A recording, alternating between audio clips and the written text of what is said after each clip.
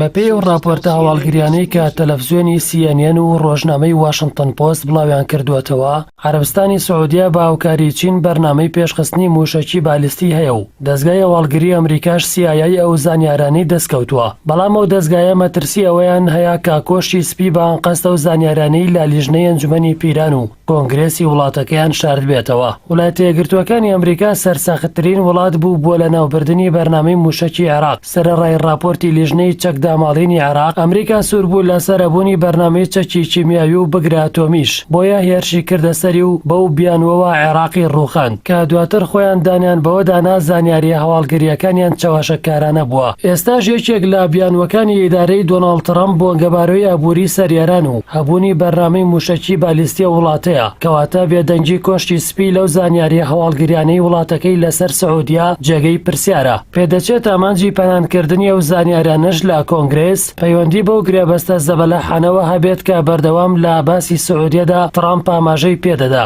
پێشتر هەموو گوشارەکانی ئەنجومەنی پیران و کۆنگرێسی ڕەت دەکردەوە و بۆ سزادانی سەعودیەش لەسەر جەنگی یەمەن و کوشتنی ڕۆژنامەنووسانی وەکو جەمال خاشەقچی و چەندان کەسی تر ڕایگەیاند ئەگەر ویلایەتە یەکگرتووەکانی ئەمریکا بازاڕی سەعودیە لەدەست بدات، ڕووسیا و چینە و بازاڕە پڕ دەکەنەوە، کەچی ئێستا چین بەرنامەی استراتیجی لەگەڵ سەعودیە هەیە و دۆناڵد ترەمپیش بێدەنگە و زانیاریەکان لە کۆنگرێس پەنهان دەکات.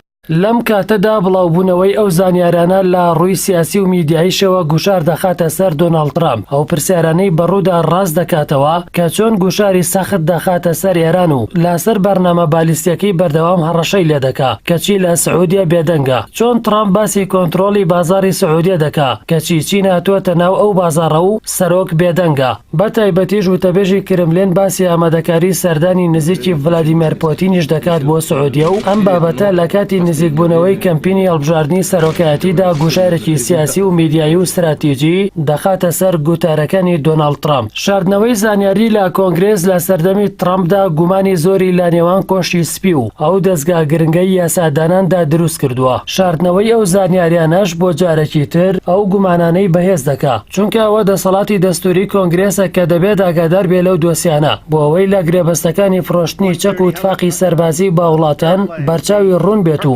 لەسەر بنەمای زانیاری بڕیار بدا. بەڵام دۆناڵد ترامپ سەرۆکی ویلایەتە یەکگرتووەکانی ئەمریکا لە پرسی لەمپەڕەکانی کۆنگرێس و دەستکەوتنی قازانجی خێرا ئەو زانیارانەی شاردووەتەوە. هەروەکو گۆڤاری وۆڵ ستریت جۆرناڵ لەبارەی فرۆشتنی چەک بە سەعودیە و ئیمارات بەپێی یاسای فراگوزاری خێرا لە زمانی سیاسەتمەدارانەوە ڕایگەیاندووە کە مەبەستی ترامپ ئەوە بووە قازانج بکات و نەگەڕێتەوە بۆ خواست و ئیرادەی کۆنگرێس. تەنانەت هەندێ لە سیاسەتمەدارانی ئەمریکاش ئەوە بە درۆ دەخەنەوە کە چەک فرۆشتن بە سەعودیە و ئیمارات هیچ پەیوەندیەکی بە ئاسایشی نەتەوەیی ئەمریکاوە هەبێ، بەڵکو بە پێچەوانەوە یارمەتیدەری کوشتاری خەڵکی یەمەن و وڵاتانی دیکەشە. کەواتە بەپێی زانیاریەکانی CNN و واشنگتن پۆست، پەنهانکردنی ئەو زانیارانە لە کۆنگرێس هەر بۆ هەمان مەبەستی ترەمپە کە گوشاری لەسەر دروست نەکرێت و بۆ ڕاگررتنی فرۆشتنی چەکیش بە سەعودیە و ئیمارات کە پێشتریش سەرۆک بڕیارەکەی کۆنگرێسی لەو بارەوە ڤیتۆ کرد. بەڵام ئەمجارە کاتی نزیکبوونەوەیە لە هەڵبژاردننی سەرۆکایەتی و ڕاستەوخۆ کار دەکاتە سەر کەمپینەکانی دۆناڵد ترامپ بۆ جارێکی تر هەڵبژاردنەوەی.